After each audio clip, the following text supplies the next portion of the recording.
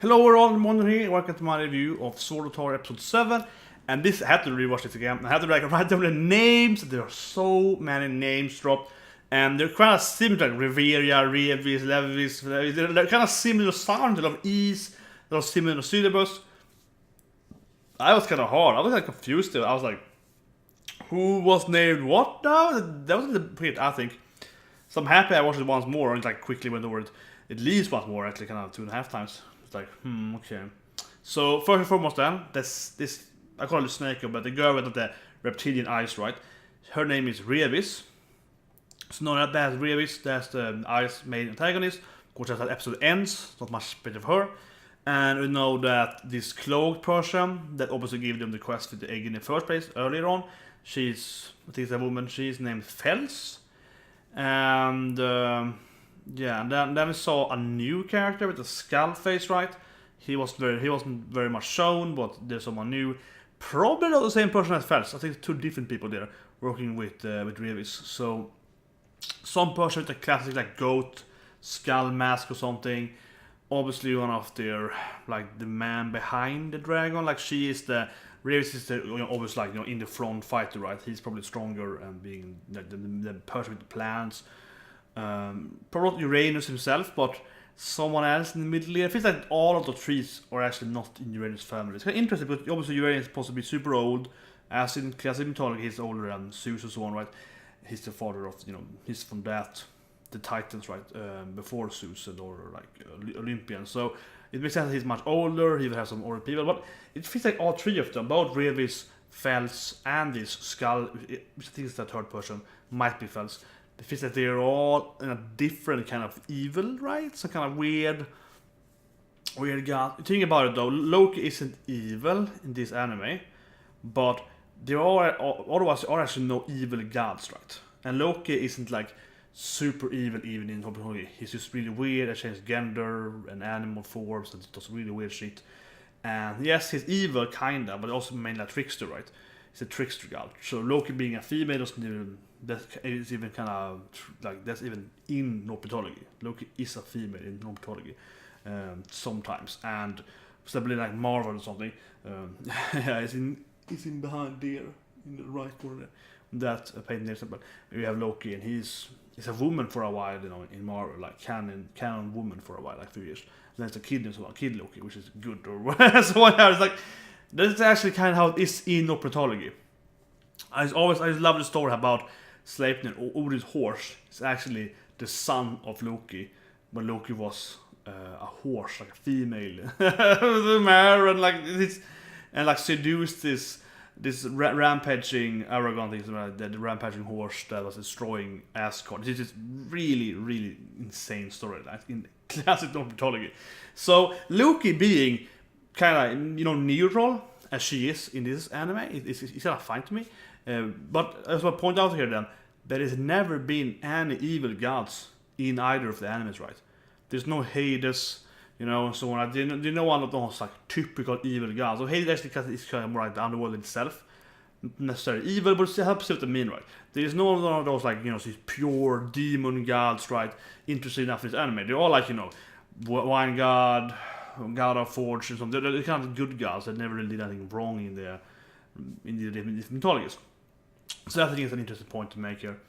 That I feel, this is very serious, I feel that I would guess those three guys, Revis, Fels, and the last person, are probably for someone else, like Hades, or I'm just guessing. I read a man. I'm just guessing. Yeah, maybe like or Uranus, super old family could be, could very be. But I had the feeling that they are actually some like an actual evil god, or like a really evil god that is like typical evil in typical mythology and all like pop culture.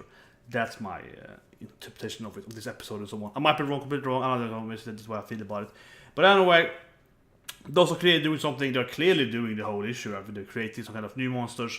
We see them meeting behind this wall, and then later we see them, of course, being behind this weird, like living wall. Definitely reminds me of Naruto with Jiraiya's belly of the frog thing. But yeah, and he is controlling the inside of the tunnel, obviously.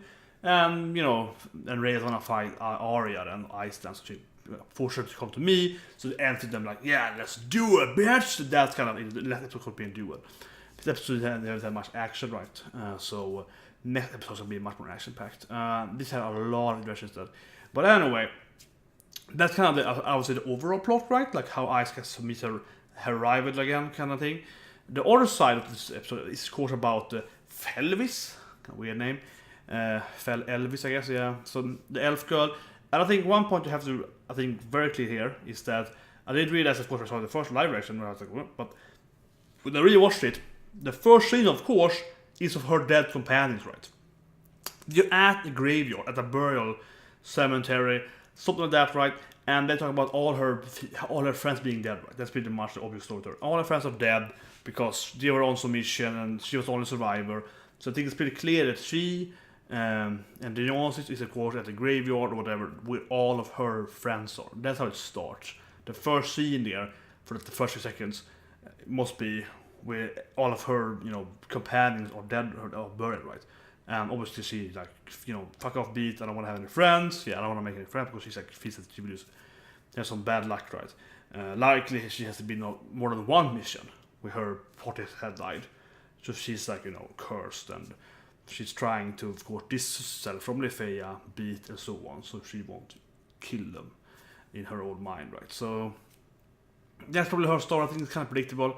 Not that bad. That scene with Loki touching her on the shoulder, she's like, fuck you, I'm gonna kill you. That was great. That was the best in the episode, absolutely. That scene, probably the last scene, inside the tunnel. But yeah, otherwise, it had a lot of quirky stuff, right? They had the whole Dionysus and Hermes thing, which I find interesting because they both fit. Dionysus to me, is he really good? Maybe he's like, I'm neutral. Yeah, he feels more like a neutral. And Hermes, we already know from the beat side, also the bell side of it, from the classic Danmachi side, he's not very good, right? He's kind of a neutral, kind of a trickster himself, kind of playing both sides. And now they're both like, so I see you here, Mel, I see you here. I was like, okay, it feels like they're both evil, or like not evil per se, but that they're both, doing this weird like, I want to be both sides, I want to be on both teams thing.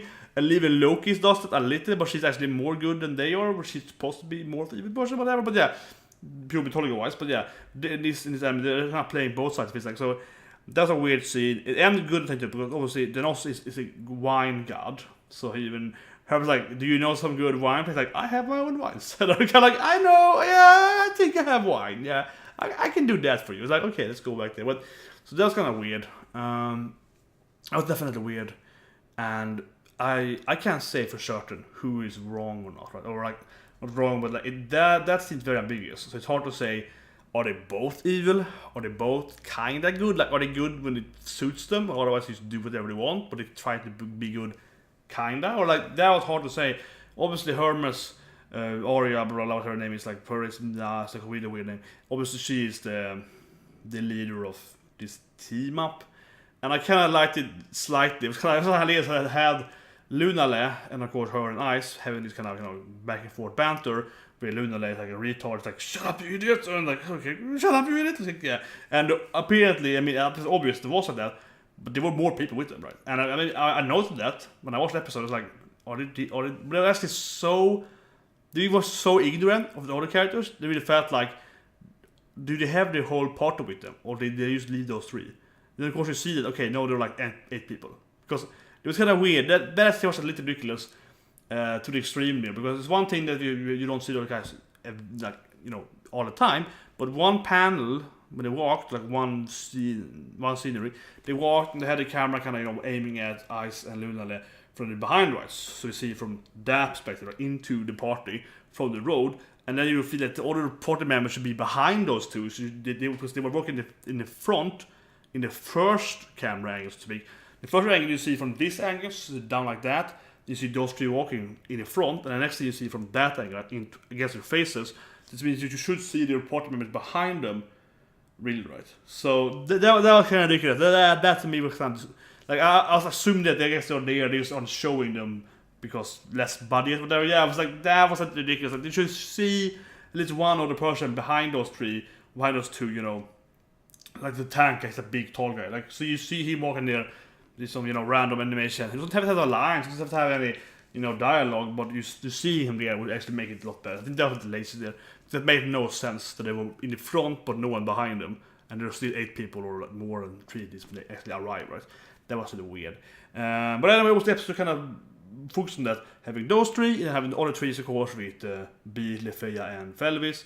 And that was slightly fun, but I think it was the most fun part of the episode where, you know, Lefeya is all the time. It's like, yeah, maybe we can be friends. It's like, I can kiss you. It's like, I just want to be your friend. It's like, I don't need friends. Yeah, that was the funniest part. The episode wasn't bad. It was a good episode, but it was definitely, I would say, the most boring episode in humor, in comedy-wise. Like, it was not very funny. Not because, and I noticed though, so I don't get it wrong. Yeah, it was not boring in comedy-wise because you had different levels of comedy, action, characterization, character development, progression, blah blah blah blah, and so on, right? But the comedy episode wasn't bad because the jokes didn't sit right. Because the jokes weren't bad, so that's good. But there were very few jokes, right? That's the problem. They only had like pretty much 2 jokes, and it was Lefeya trying to be friends with, you know, evil, grumpy elf girl, and like Luna being an idiot. So they only had like 2 jokes going for them, and they did it like 3 times each, and it was kind of funny both of them times. It wasn't like a bad joke, but it wasn't the best joke either. It was like an okay joke for an anime, but they really had no other comedy at all in this episode. That's kind of weird for this anime, and it's usually much funnier. So that was well, like here I can give it a little bit to the trader guy, the shopkeeper, and he's like, Okane. And he's like, yeah, bitch. And he's like, don't kill you. Okay. Like, every time I talk to him, he's like, I can do this for, I will kill you. Okay. It's like, next time, I will kill you, all of you. And he's like, okay. Like, he never learned. He's like, I hate you all. Lucky Familia. Where everyone else, I guess, have to, like, bribe him. And he's like, when they do Lucky Familia, they just beat him up instead. That was a little funny, too. But it was very, very brief. But, yeah. But anyway, I think it's a good episode. A little too much name dropping. It's a new character there. One problem that I do feel though is that it's really interesting going into this Felvis storyline. I don't think so. To be honest, that I think is the problem of the episode. The actual biggest problem of this episode, because she's a supporting character on an other family which we don't really care about, and they're probably gonna spend like some flashback with her or whatever next episode, right? How everyone of her prince died, but Lefeya likes her anyway, or that's probably gonna be a episode. I mean, I love the scene when she's like, beat the guy. That's a good scene. It's the best episode when they were doing that clashing. It's a great scene. But it feels like they're gonna spend too much time on her overall in the anime. I don't think that's a good idea. I think it's rather too much on Lefeya and so on. I rather focus on Ice. This is kind of a side. It's like a side story, right? So that can be a little weird. But yeah. Maybe see what happens. I think it's gonna be bad. Well, not bad, but like too much time on some random character we care about. Probably. So anyway, see you next week and have a great day.